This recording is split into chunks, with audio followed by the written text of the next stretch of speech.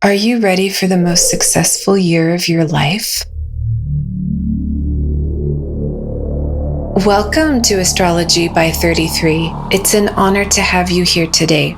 Let's dive into your 2026 Sagittarius horoscope and break it down super simple. We'll go over your money, career, and love life, plus what you need to focus on to make this the best year ever.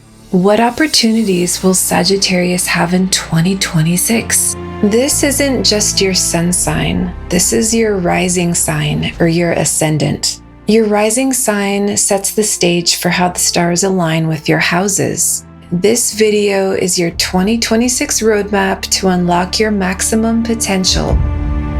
Okay, so let's start with the good stuff. Jupiter's the planet that gives the most blessings and everything good in life. It's your overall prosperity and success.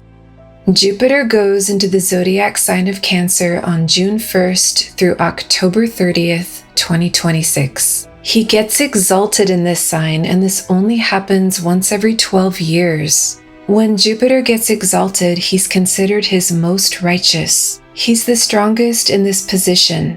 And this happens in your 8th house, which is about change and transformation and other people's money. The main thing I've seen happen when Jupiter comes into this house is people end up getting money from somewhere else. It could be as fantastic as like a lotto win, or maybe a big bonus check that you weren't expecting. It could be a big student loan cancellation, for example. It's where you get money from somewhere else that you didn't have to work for. And we need to remember that Jupiter's here and it's in a very positive position.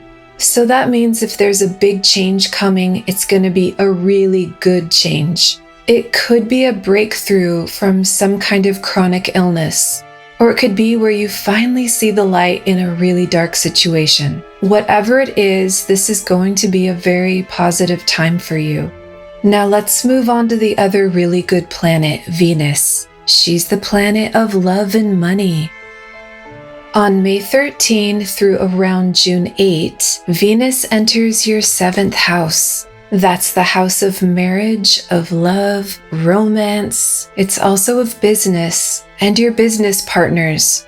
This is going to be a wonderful time for you. So if you want to plan a date or a wedding, or if you want to propose to someone, or if you're looking to make that great business deal, this time is really favorable. Not only that, she's with her best friend Mercury, who's in its own sign of Gemini. So that makes the energy really strong. On top of that, there's no bad aspect from Saturn or Mars, so it really fills this house with love and feel-good energy. It's also a really good time for communication with the person you love or your business partner. Then from June 8 through around July 3rd, Venus goes into your 8th house with exalted Jupiter. So like we talked about earlier, this is going to be an extra good time because Venus is here with Mercury, who's her best friend, with an exalted Jupiter. Then from September 2nd to around November 5, Venus goes into your 11th house of gains. That's the house of extra money and your income. There is the possibility for gains here, but you do have an aspect of Mars during this time, so you want to be a little careful. But this is the beginning of something really good because Mars is going to move out of that sign. So Venus will then retrograde back into Virgo, but this is the part you want to really look out for in a good way. Venus is going to come back into your 11th house around November 22nd, and she'll stay there for the rest of the year. Now this is the time when extra good things can happen regarding the 11th house. This is the house of organizations, of your friends, and of extreme wealth. It's also of your desires. This isn't just money and the stuff you own. This is extra money. And the reason this is such a good time for you is because there's no bad aspect from Mars or Saturn, and Venus is in her own sign of Libra, which makes her very healthy and strong. And again, she's with her best friend Mercury. So this sets up the potential energy for extra money, for bigger wealth, more income, success with any organization you're in, or just a really good time with your friends. If you haven't spent time with your friends for a while, this energy supports really healthy and positive relationships with them. So the end of 2026 is going to be really good for this kind of thing. And if you want to know more about what the 11th house actually stands for, I'll put a video link in the description and at the end of this video, so you can learn all about the possibilities of what this house can give you during that time. So that's the good stuff. Now, for those of you who are still here and brave and ready for some challenges from the stars, let's move on to the neutral planet, Mercury, and see what it has in store for you for 2026.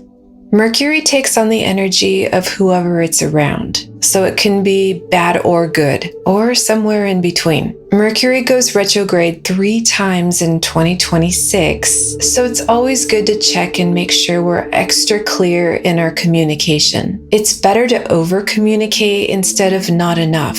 We need to remember that most people don't read minds and they appreciate details. Even if it's obvious to us, it's not always to them. Communication is the backbone of our society. What we say makes a big difference, and how we say it. Most people can pick up on a snotty tone or even apathy, so we need to watch our words. And let's move on to Mars next. What is he doing for you in 2026? Mars goes into your 2nd house from around January 15 through February 21st. This is the sign of Capricorn where Mars gets exalted. That means he's at his strongest point. It's also his most righteous position, which is actually the good side of Mars. He only comes here every 2 years, so we should really take advantage of this energy. There's a lot of energy going on in this house. You have exalted Mars, Venus, Mercury, and the Sun, all in the same house at the same time. So it can be a bit intense. Just be on the lookout for that. The 2nd house is your family. So after the holidays, try not to get in a fight with anybody because the energy is gonna pass. It's also the house of money and finance. So definitely watch your money and try not to overspend on the holidays if you're able to watch this video before that. This could also mean some returns from the holidays, so get your returns done early so they don't weigh on you or stress you out. And during this time, if your father's around, try to go out of your way to make peace with him because there could be a little bit of tension in the family with your siblings and your father. Sometimes if we humble ourselves, it goes a long way, even if it's hard. So you may be tested here and just try to do the right thing. And really watch your finances and try to be as responsible as you can with your money. When we get sloppy and wasteful with our finances, things start to go downhill quickly, and you have control over that. Now let's move on to your Saturn in 2026. Saturn is the lord of karma. All the planets actually dish out karma, but Saturn is the main planet of karma itself. Now, just because Saturn is the lord of karma doesn't mean you're gonna have karma there. You only get the effects if there's something you've done in the past that you need to pay for today. So always be nice to people. Saturn can bring restrictions and obstacles. He can slow you down if he wants to. He can bring you challenges. Saturn stays in your 4th house all year, and this should be nothing new to you because you've had it there in 2025 also. This is the house of home, of your mother, of property and real estate, your car, and your relatives. The most important thing here is your mother. So if you haven't gotten along with her for some time, remember Saturn is karma. It's something from the past. If you don't get along now, or there's some hang-up between you, this would be the time to figure it out. You've known your mother for many lifetimes. Saturn here wants you to take a very long and slow 2.5-year look at your mother and your relationship with her. Or maybe if you haven't really thought about it, it would be in your best interest to do what you can to make your relationship with her better. Saturn is about discipline and structure. So if you never talk to her, maybe it's about making a commitment to call her once a week. Or maybe send her flowers every so often. Or just tell her how much you appreciate her and the sacrifices she made for you. If you don't have time for her, maybe this is about making time for her.